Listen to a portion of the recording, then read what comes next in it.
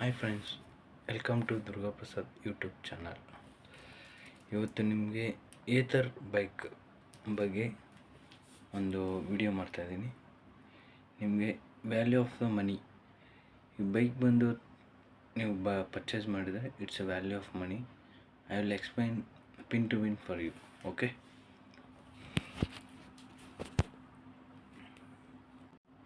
ನೋಡಿ ಫ್ರೆಂಡ್ಸ್, ನಿಮಗೆ just down payment 30,000 just ಇದೊಂದೇ ಇನ್ವೆಸ್ಟ್ಮೆಂಟ್ ಆಗುತ್ತೆ.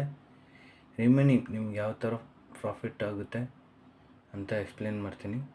ಸೊ ಆನ್ ರೋಡ್ ಪ್ರೈಸ್ ಬಂದು ನಿಮಗೆ 1,50,000 ಇರುತ್ತೆ. ಸೊ ನಿಮಗೆ ಯಾವ ಥರ ಬೆನಿಫಿಟ್ ಅಂತ ಇದರಲ್ಲಿ ಎಕ್ಸ್ಪ್ಲೇನ್ ಮಾಡ್ತೀನಿ. ನೆಕ್ಸ್ಟು ಜಸ್ಟ್ ನೋಡಿ, ನೀವು ಇವಾಗ ನಾರ್ಮಲ್ ಬೈಕ್ ಪರ್ಚೇಸ್ ಮಾಡಿದರೆ ಅವರೇಜ್ ಪರ್ ಡೇ 120 ರುಪೀಸ್ ಪೆಟ್ರೋಲ್ನ ನೀವು ನಿಮ್ಮ ಬೈಕ್ಗೆ ಫಿಲ್ ಮಾಡಿದರೂ ಪರ್ ಮಂತ್ 3,600 ಆಗುತ್ತೆ. ಪ್ಲಸ್ 1,000 ರುಪೀಸ್ ಸರ್ವಿಸ್ ಚಾರ್ಜ್ ಅದು ಇದು ಅಂದರೆ ನಿಮಗೆ 4,600. It's expensive. ನೀವು ನಾರ್ಮಲ್ ಬೈಕ್ ತೊಗೊಂಡ್ರೆ ನೀವು ಇಷ್ಟು ಎಕ್ಸ್ಪೆನ್ಸ್ ಆಗೇ ಆಗುತ್ತೆ.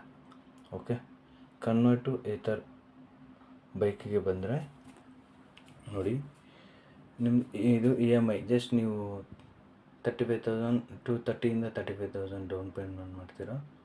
ಸೊ EMI ಕ್ಯಾಲ್ಕುಲೇಷನು 5,000 36 ಮಂತ್ಸ್ ಆಗುತ್ತೆ.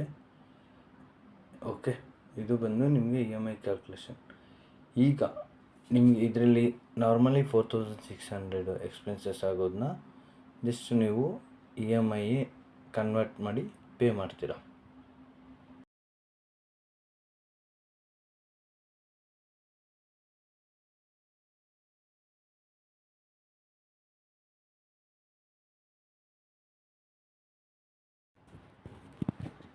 ಫ್ರೆಂಡ್ಸ್, ನಾನು ಎಕ್ಸ್ಪ್ಲೈನ್ ಮಾಡಿರೋ ಥರ ನಿಮಗೆ ನಾರ್ಮಲ್ ಬೈಕಿಗೆ ಏನು ಎಕ್ಸ್ಪೆನ್ಸಸ್ ಆಗುತ್ತೋ ಆ ಪ್ರೈಸ್ಗೆ ನೀವು EMIನ ಪೇ ಮಾಡ್ಕೊಬೋದು.